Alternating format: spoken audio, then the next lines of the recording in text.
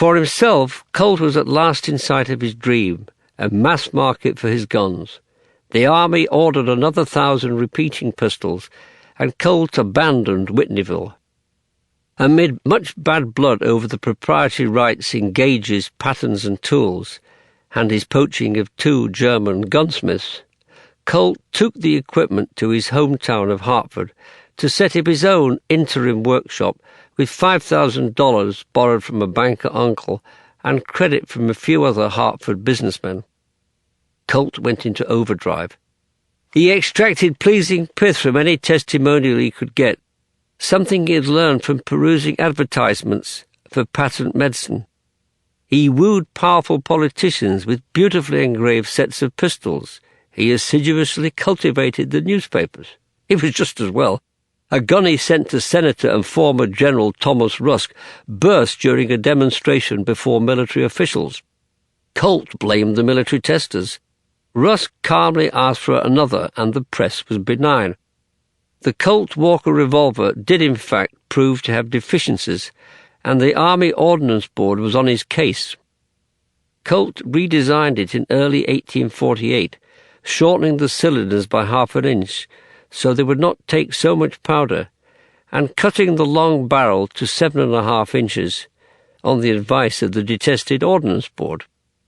He also adjusted the rifling inside the barrel so that the rotation of the bullets was increased just before they left the muzzle. This version, dubbed by modern-day collectors as the first Model Dragoon, became one of Colt's best sellers. Colt's genuine ambition to make a perfect gun, which he put above immediate profit, was one of several keys to his eventual success, though on the way he well-nigh drowned in red ink. A second was his infatuation with machinery, a seed planted in the visits with his father to inspect the Connecticut Valley armories. By 1849, the region had become the Silicon Valley of the 19th century. The new religion was machined uniformity of interchangeable parts for rapid assembly, a quest stimulated by the federal government's insistence on the free exchange of information among its contractors.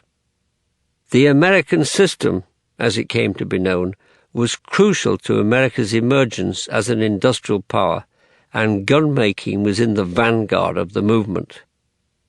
Colt's stroke of brilliance was in realizing the importance of adopting and improving this system in the steam-powered factory in Hartford he moved into in January 1849, the first ever year he made a profit, $75,000, or about $4.5 million today. The third element was his eye for a good man. He tempted Elisha King Root to join him, promising Root he could fix his own compensation. Root was by now famous as an inventive and inspiring machinist with specialized knowledge of drop forging technology he'd developed at the nearby Collinsville axe factory. It was a coup to recruit him. Colt and Root are credited with designing and patenting machines for forging, boring cylinders, rifling and cutting metal. But the real contribution of Root, according to the MIT historian of science and technology, Merritt Rose Smith, was helping Colt introduce machinery that had been developed elsewhere and then organizing its integration in a sophisticated production facility.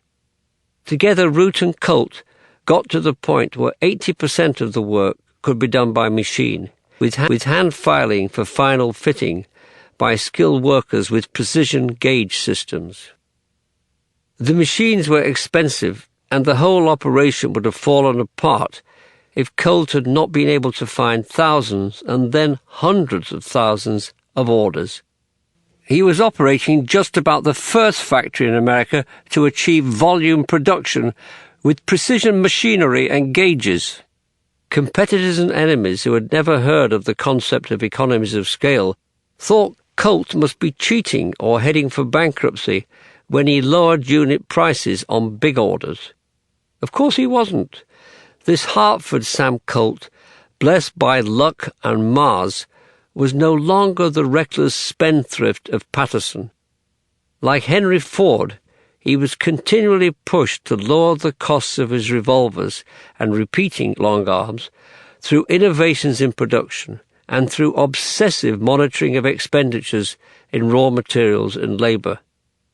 In 1859, a Colt revolver cost $19 wholesale, about $1,250 today, about a third of the Patterson price. He left the daily operation of the factory to root, while he brewed elixirs from his genius for marketing. He found a vast new market on top of the military, the homesteaders moving west into and through Indian Territory, the 49ers rushing to the California goldfields, the Mormons chased from state to what is now Utah, the Texas cowboys guarding the herds against rustlers, the lawmen in the booming frontier towns. Initially, Colt may not have understood the tactical significance of his revolver, but now he had the inspiration to associate his six-gun indissolubly with a romantic, adventurous image of this expanding American West.